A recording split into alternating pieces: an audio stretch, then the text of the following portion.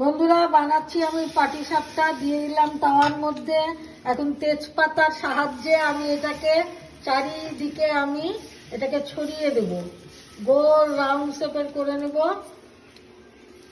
এটা খুব আস্তে আস্তে করতে হবে বন্ধুরা, তাড়াহুড়া করলে হবে না। এই যে সুন্দর করে আমি করে নিলাম।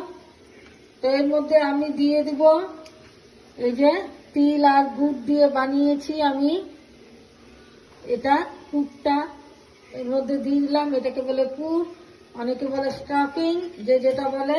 তা আমি এখন এটাকে আস্তে আস্তে করে ফোল্ড করে দিব। এই যে ফোল্ড হয়ে যাচ্ছে। রেডি হয়ে গেল পাটিসাপটা।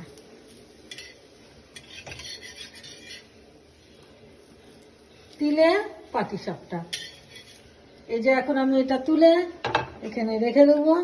রেডি হয়ে গেল।